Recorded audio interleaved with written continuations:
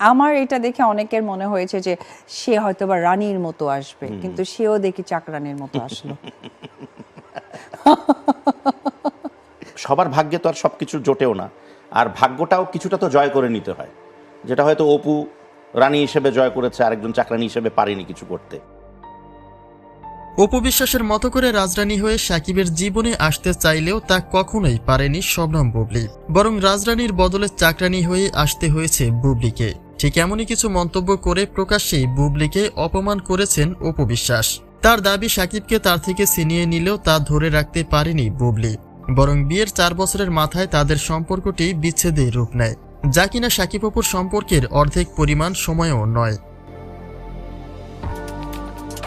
সাকিবকে কেন্দ্র করে দীর্ঘ কয়েক বছর ধরে বুবলির সাথে দ্বন্দ্বের চলমান রয়েছে অপু বিশ্বাসের, যেখানে বুবলি সবটা অস্বীকার করলেও সম্পূর্ণই দোষের ঘানিটা বুবলির ঘাড়ে চাপিয়ে দিয়েছেন অপু বিশ্বাস।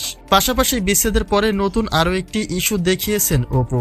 তিনি বলেন, আব্রাহাম খান জয়কে নিয়ে তিনি যখন সকল সত্যতা জানিয়ে দিয়ে লাইভে এসেছিলেন তা নিয়েও কটাক্ষ করেছিল বুবলি। সেই সময় বুবলির ভাষ্য অনুযায়ী সন্তান নিয়ে অপুর লাইভে আসাটাও একটা বিজনেস, কেননা নিজেদের মনোমালিন্যতা ব্যক্তিগতভাবে মিটিয়ে নেওয়া উচিত, তা কেন মিডিয়ার সামনে প্রকাশ করতে হবে।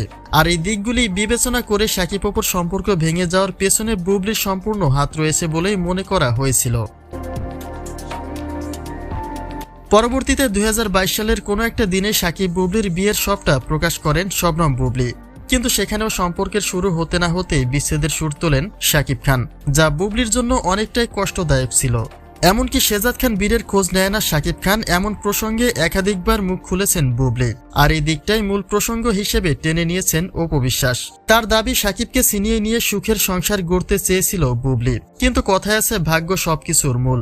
অর্থাৎ বুবলির ভাগ্য এতটাই খারাপ যে অপুর অর্ধেক সময় ধরেও সাকিবের সাথে সম্পর্ক স্থায়ী করতে পারেনি এই নায়িকা, যার মানে এটাই দাঁড়ায় রাজরানী থাক দূরের কথা, চাকরানী হয়েও থাকতে পারেনি বুবলি।